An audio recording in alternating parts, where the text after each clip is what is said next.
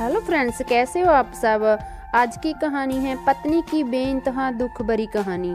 पति पत्नी के बीच छोटी मोटी कहासुनी तब बड़ी बन जाती है जब बात तलाक तक पहुंच जाए। तलाक के बाद दो लोग अपनी अलग अलग राय पर आगे बढ़ जाते हैं और जिंदगी को फिर से एक नए तरीके से जीते हैं। हालांकि हर किसी की जिंदगी इतनी आसान नहीं होती है। एक पत्नी ने बताया है कि किस तरह पति से अलग होने का फैसला उस पर भारी पड़ा है और उसका एक्स हस्बैंड किस किस तरह से उसे प्रताड़ित कर रहा है। पत्नी ने लिखा है कि मेरे पति का नाम कार्तिक है और उसे हमेशा से बहुत ज़्यादा गुस्सा आता है। अगर उसे कोई चीज़ पसंद नहीं आती है तो उसका पता उसके आसपास मौजूद हर किसी को चल जाता है। हालांकि वो मस्ती मजाक भी बहुत करता था और उसकी इस आदत के पीछे मैं उसके गुस्से को नज़रअंदाज कर देती थी। हमने 18 महीने तक एक दूसरे को डेट करने के बाद शादी की थी। शादी के 3 साल होने तक मेरे 2 बच्चे हो गए थे। जैसे जैसे समय बीतता जा रहा था मैंने अपने पति का कोई और ही रूप देखती जा रही थी। वो पहले से ज़्यादा चिड़चिड़ा और गुस्सैल हो गया था। वो मुझ पर हमेशा चिल्लाता रहता था।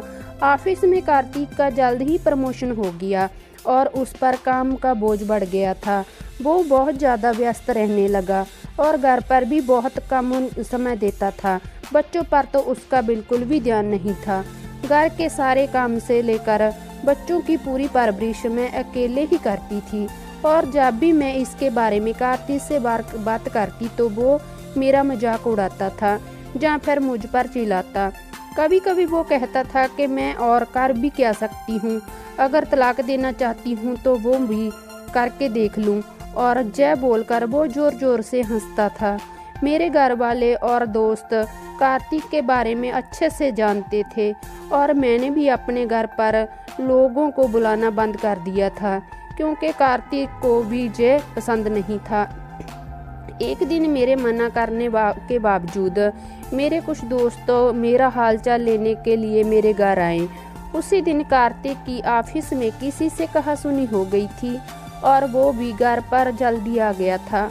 घर आते ही वो बच्चों और सब लोगों के सामने मुझ पर जोर जोर से चिल्लाने लगा। मैंने अपने दोस्तों को उसी समय वापस भेज दिया। अगले दिन सुबह तक मैं ये फैसला कर चुकी थी कि मैं अब इस आदमी के साथ और नहीं रह सकती। कार्तिक जब ऑफिस गया तो मैं अपने बच्चों को और उनके कुछ जरूरी सामान को लेकर अपनी एक दोस्त के घर चली आई। मैंने कार्तिक को फ़ोन कर अपना फैसला सुनाया। पहले तो वो जोर जोर से हंसा, उसके बाद वो मुझे धमकाने लगा। उसने कहा कि मैं अपनी ज़िंदगी के कुछ दिन एंजॉय कर लूं क्योंकि यह मेरे बच्चों के साथ आखिरी दिन है। उसने कहा कि अगर मुझे लगता है कि उसने शादी करना मेरे लिए मुश्किल था तो मुझे जल्दी पता चल जाएगा कि उससे तलाक लेना भी और मुश्किल हो जाएगा। कार्तिक ने तुरंत एक वकील रख लिया और हम दोनों का एक शेयरिंग बैंक अकाउंट बंद कर दिया। कार्तिक हर दिन मेरे लिए एक नई मुश्किल खड़ी कर रहा था। मुझे लगता था कि उसके पास ऑफिस का बहुत सा काम रहता है, पर अब उसने अपना सारा समय मेरी जिंदगी नरक बनाने में लगा दिया है। हम दोनों के बीच अब एक लड़ाई शुरू हो चुकी है। तलाक के लिए चल रहे कानूनी लड़ाई जारी रखने के लिए मुझे अपने परिवार और दोस्तों पर बहुत अधिक निर्भर रहना पड़ रहा है। हाल ही में मैंने अपने फ्रेंड से एक बहुत बड़ी रकम उधार ली है ताकि मैं कानूनी बिल चुका सकूं। अब वो मेरे बच्चों को मुझसे दूर करने की कोशिश में लगा है। वो मुझे बीच रास्ते में रोक कर गिफ्ट देता है, उन्हें पढ़ने नहीं देता है, हमेशा बाहर खाना खिलाने के लिए ले जाता है। बच्चों के सामने वो बिल्कुल संत बन जाता है और फ़ोन पर मुझे उल्टे सीधे मैसेज भेजता है और कहता है कि वो मुझे सबक सिखा कर ही रहेगा। पता नहीं एक्स हस्बैंड के साथ ये लड़ाई कहाँ जाकर ख़त्म होगी और कब मैं आधिकारिक तौर पर उससे अलग हो पाऊंगी।